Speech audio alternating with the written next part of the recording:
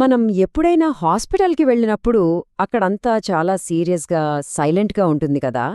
అంతా చాలా ప్రొఫెషనల్గా అనిపిస్తుంది. కానీ సరిగ్గా అక్కడే, అదే డాక్టర్స్ క్లినిక్లో కొన్నిసార్లు మనం కలలో కూడా ఊహించని అత్యంత హాస్యాస్పదమైన సంఘటనలు జరుగుతూ ఉంటాయి.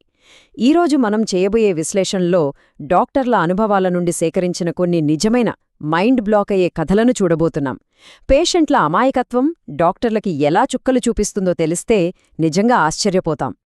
ఒకసారి ఒక పేషెంట్ డాక్టర్ దగ్గరకొచ్చి ఎంతో నీరసంగా, చాలా సీరియస్గా ఇలా అన్నాడు, నాకు డీకాపిటేషన్ అంటే తల నరికే మందు కావాలి. ఎందుకంటే నా కడుపంతా చాలా ఇబ్బందిగా చెత్తతో నిండిపోయినట్లు ఉంది. ఒక్కసారి ఆలోచించండి, తల నరికే మందేంటి, కడుపుకి తలకి సంబంధమేంటి?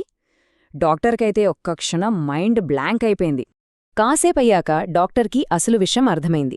యాక్చువల్గా ఆ పేషెంట్ అడగాలనుకున్నది కాన్స్టిపేషన్ అంటే మలబద్ధకం మందు గురించి. కాని పొరపాటున కాన్స్టిపేషన్కి బదులు డీకాపిటేషన్ అనేశాడు. మెడికల్ టర్మినాలజీతో ఇలాంటి తికమకలు కామన్ అయినా కొన్నిసార్లు వాళ్లు చెప్పేది వింటే డాక్టర్లకి గుండె ఆగినంత పనవుతుంది. ఇక మన మొదటి విభాగం విఫలమైన అనాటమీ పాఠాలు, మానవ శరీరం గురించిన రహస్యాలు. రాత్రి సరిగ్గా 2 గంటల సమయం. ఒక 20 ఏళ్ల కుర్రాడు తన గర్ల్ఫ్రెండ్తో కలిసి ఎమర్జెన్సీ వార్డులోకి పరుగెత్తుకుంటూ వచ్చాడు. ఆ అమ్మాయి భయంతో వణిగిపోతూ అతని గొంతుని ఏదో చీల్చేసింది, చూడండి అదక్కడే ఉంది అని గట్టిగా అరిచింది.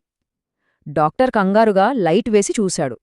కాని అక్కడ రక్తం లేదు, ఎలాంటి గాయం లేదు, అంతా నార్మల్గానే ఉంది. మరి ఆ చీల్చేసిందేంటో తెలుసా? వాస్తవానికి అది వాళ్ల కొండనాలుక. అవును, ఇంగ్లీష్లో యువులా అంటారు. గొంతు వెనక భాగంలో వేలాడే కండరం. ఆ కుర్రాడు 20 ఏళ్ల వయసు వచ్చేవరకు తన సొంత కొండనాలుకను ఎప్పుడూ గమనించలేదట. అద్దంలో దాన్ని చూడగానే గొంతు చీలిపోయి ఏదో బయటికి వచ్చేస్తోంది అని భయపడిపోయారు. డాక్టర్ ఆ అమ్మాయి కొండనాలుకను కూడా చూపించి ఇది అందరికీ ఉండేదే అని చెప్పాకగాని వాళ్లు శాంతించలేదు.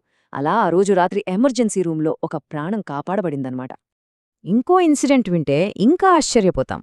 ఒక 6 ఏళ్ల పిల్లాడికి మూత్ర విసర్జన కోసం డాక్టర్లు యూరినరీ కాథెటర్ వేయాల్సొచ్చింది. అప్పుడు ఆ పిల్లాడి తల్లి ఎంతో ఆందోళనగా డాక్టర్ని ఒక ప్రశ్న అడిగింది. అదేంటంటే, ఈ ట్యూబ్ వేయడం వల్ల నా కొడుకు కన్నెపొర పగిలిపోయి వాడి వర్జినిటీ పోతుందా అని. దానికి ఆ డాక్టర్ ఇచ్చిన ఫ్లాట్ సింగిల్ వర్డ్ ఆన్సర్, లేదు, అలా జరగదు. అబ్బాయిల శరీరంలో అసలు కన్నెపొర అనేదే ఉండదని ఒక తల్లికి తెలియకపోవడం నిజంగా షాకింగ్ కదా. ఇలాంటివి చూసినప్పుడు పాపం వైద్యులకు ఏడుపు రావాలో నవ్వు రావాలో అర్థం కాని పరిస్థితి. సరే, ఇప్పుడు రెండో విభాగానికి వద్దాం. మందులు, చికిత్సల్లో పొరపాట్లు, అర్థంకాని సూచనలు. ఒక పెద్దాయన కొత్తగా ఒక కుక్కపిల్లను తెచ్చుకున్నాడు. దానివల్ల అతనికి ఎలర్జీ వచ్చి ఊపిరి తీసుకోవడం కష్టంగా మారింది. డాక్టర్ ఒక ఆస్తమా ఇన్హేలర్ ఇచ్చి రోజుకు 4 సార్లు వాడమని చెప్పాడు. కొద్ది రోజుల తర్వాత ఆ పెద్దాయన మళ్ళీ వచ్చి, నేను రోజుకు 4 సార్లు ఆ ఇన్హేలర్ పక్కగా వాడుతున్నాను, అయినా నా కొత్త కుక్క దగ్గరుంటే ఊపిరి ఆడటం లేదు అని కంప్లైంట్ చేశాడు. అసలు మందు ఎందుకు పనిచేయట్లేదా అని డాక్టర్ ఎంక్వైరీ చేస్తే అసలు ట్విస్ట్ బయటపడింది. ఆ పెద్దాయన ఆ ఇన్హేలర్ను తన నోట్లో వేసుకొని పీల్చడానికి బదులు ఏకంగా ఆ కుక్క మీద స్ప్రే చేస్తున్నాడట. కుక్క వల్లే కదా ఎలర్జీ వస్తుంది, సో మందును కుక్క మీద వెయ్యాలన్నది ఆయన అద్భుతమైన లాజిక్. డాక్టర్లిచ్చిన సూచనలను జనాలు ఎంత విచిత్రంగా అర్థం చేసుకుంటారో చెప్పడానికి ఇదొక బెస్ట్ ఎగ్జాంపుల్. ఇక ఈ మెడికల్ మిస్టరీ గురించైతే ఖచ్చితంగా మాట్లాడుకోవాలి. ఒక టీనేజ్ కుర్రాడు తన గర్ల్ఫ్రెండ్తో కలిసి క్లినిక్కి వచ్చాడు. ప్రాబ్లం ఏంటంటే అతనికి రొమ్ములు పెరుగుతున్నాయి, పైగా పాలు కూడా ఉత్పత్తవుతున్నాయి. ఒక మగవాడి శరీరంలో ఇలాంటి హార్మోన్ల మార్పులు చూసి డాక్టర్కి కూడా ఫ్యూజ్లెగిరిపోయాయి. దీని వెనుకున్న లాజిక్ తెలిస్తే పొట్ట చెక్కలయ్యేలా నవ్వుకుంటాం. ప్రెగ్నెన్సీ రాకుండా ఈ జంట ఒక మాస్టర్ ప్లాన్ వేశారు. గర్ల్ఫ్రెండ్ ఎలాగూ బర్త్ కంట్రోల్ పిల్స్ వేసుకుంటోంది, దానికి తోడు ఎక్స్ట్రా ప్రొటెక్షన్ ఉంటుందని ఈ కుర్రాడు కూడా ఆమె పిల్స్ రోజు మింగేస్తున్నాడు. ఆ పిల్స్లో ఉండే ఆడ హార్మోన్ల వల్ల ఈ కుర్రాడి శరీరంలో మార్పులు మొదలయ్యాయి. లాజిక్ బావున్నా అనాటమీ పరంగా ఇది ఎంత డిజాస్టరో మనకర్థమవుతూనే ఉంది. ఇప్పుడు మూడో విభాగం, సందేహాస్పదమైన ప్రత్యామ్నాయ చికిత్సలు. డాక్టర్ గూగుల్ దారి తప్పినప్పుడు ఏం జరుగుతుందో చూద్దాం. బిడ్డకు పాలిచ్చే ఒక తల్లి ఒకసారి హాస్పిటల్కొచ్చింది. ఆమె కనీసం 100 పౌండ్లు అంటే దాదాపు 45 కేజీల బరువు పెరిగిపోయింది. ఎందుకా అని ఆరా తీస్తే పాలిచ్చే సమయంలో శక్తి కోసం ఆమెను ప్రతిరోజూ ప్లేన్ ఓట్స్ తినమని చెప్పారు. కాని ఆమె సాధారణ ఓట్స్కి బదులు బేకరీలో దొరికే ఓట్మిల్ కుకీస్ తినడం మొదలుపెట్టింది. ఓట్స్ అన్నా ఓట్స్మిల్ కుకీస్ అన్నా రెండూ ఒకటే అని ఆమె ఫీలింగ్. ఆ చక్కెర, ఫ్యాటు వల్ల ఆమె బరువు అమాంతం పెరిగిపోయింది. ఇక ఆన్లైన్లో దొరికే క్యాన్సర్ లాంటి ప్రాణాంతక వ్యాధుల పిచ్చి చికిత్సల గురించి చూస్తే, ఒకతను క్యాన్సర్ని క్యూర్ చేసుకోవడానికి ఆన్లైన్లో నకలీ లేజర్ రే మెషీన్ కొన్నాడు. దాని వైబ్రేషన్స్ వల్ల క్యాన్సర్ తగ్గిపోతుందని గుడ్డిగా నమ్మాడు. ఇంకొకతను ఏకంగా ఇంటర్నెట్లో చదివి కేవలం బేకింగ్ సోడా తింటూ కూర్చున్నాడు. ఆ బేకింగ్ సోడా వల్ల అతను కడుపులో కాల్షియం గడ్డకట్టిపోయి ఆ తర్వాత సర్జరీ చేసి దాన్ని తీయాల్సొచ్చింది. ఇది వింటే కొంచెం బాధగా కూడా అనిపిస్తుంది. ఒక హెచ్ఐవి పేషెంట్ అకస్మాత్తుగా తన మందులు వాడ్డం ఆపేశాడు. ఏమైందని అడిగితే ఎంతో ప్రౌడ్గా ఇలా చెప్పాడు. ఆన్లైన్లో ఒక మంత్రగత్త పరిచయమైంది, ఆమె నా హెచ్ఐవి క్యూర్ చేయడానికి మూలికలు పంపుతోంది. ఆన్లైన్లో ఒక క్విజ్ కూడా రాశాను, నా జబ్బు తగ్గిపోయిందని రిజల్ట్ వచ్చింది అని. ఆ మాయామూలికలు ఏంటా అని ల్యాబ్లో టెస్ట్ చేస్తే అందులో ఉంది కేవలం పిజ్జా మీద చల్లుకునే ఒరెగానో మరియు స్విమ్మింగ్ పూల్లో వాడే క్లోరిన్ పౌడర్ మాత్రమే.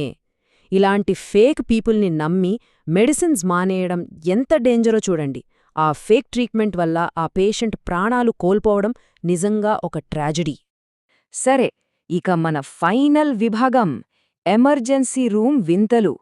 అర్ధరాత్రి పూట జనాల ఆలోచనలు ఎలా ఉంటాయో ఇక్కడ చూద్దాం. ఒక వృద్ధురాలికి ఎమర్జెన్సీలో సెలైన్ ఎక్కిస్తున్నారు. అయితే ఆమె కొడుకు మాత్రం డాక్టర్లతో ఏకంగా 2 గంటలపాటు ఆర్గ్యుమెంట్కి దిగాడు. అతని డిమాండ్ ఏంటంటే ఆ సెలైన్ వాటర్కి బదులుగా స్పోర్ట్స్ డ్రింక్ అయినా గెటోరేడ్ని సెలైన్ ట్యూబ్ ద్వారా నరాల్లోకి ఎక్కించమని. అందులో ఎలక్ట్రోలైట్స్ ఎక్కువుంటాయి కదా, సెలైన్ ఎందుకు, ఆ డ్రింక్ ఎక్కించండి అని ఒకటే గొడవ. రక్తంలోకి నేరుగా కూల్ డ్రింక్ ఎక్కిస్తే మనిషి చనిపోతాడన్న కనీస జ్ఞానం లేకపోవడం విస్మయం కలిగిస్తుంది. ఇక 911 ఎమర్జెన్సీ నంబర్కు వచ్చిన ఈ కాల్ వింటే నవ్వకుండా ఉండలేం. ఒకతను విపరీతమైన పానిక్లో ఫోన్ చేసి, నాకు మాంసం తినే భయంకరమైన బ్యాక్టీరియా సోకింది, వెంటనే అంబులెన్స్ పంపండి అని అరిచాడు. ఎక్కడైనా గాయాలయ్యాయా అని ఆపరేటర్ అడిగితే, లేదు, నేను ఉదయం నిద్రలేచి చూసేసరికి నా అండర్వేర్కి పెద్ద పెద్ద చిల్లులు పడిపోయాయి, ఖచ్చితంగా ఆ బ్యాక్టీరియానే నా బట్టలను తినేసుంటుంది అని చెప్పాడు. పాతబడిపోయిన బట్టలకు చిల్లులు పడితే అది కూడా బ్యాక్టీరియా పని అనుకోవడం పీక్స్ కదా. ఇవన్నీ వినడానికి భలే ఫన్నీగా అనిపించినా ఇక్కడ మనం సీరియస్గా అర్థం చేసుకోవాల్సిన విషయం ఒకటుంది. బేసిక్ హెల్త్ లిటరసీ అంటే మన శరీరం గురించి, మందుల గురించి కనీస అవగాహన ఉండటం మనందరికీ చాలా ముఖ్యం. డాక్టర్లు చెప్పేది స్పష్టంగా అడిగి తెలుసుకోవాలి తప్ప మన సంత లాజిక్స్ వాడితే చిన్న సమస్యలు కూడా కొన్నిసార్లు ప్రాణాల మీదకొస్తాయి.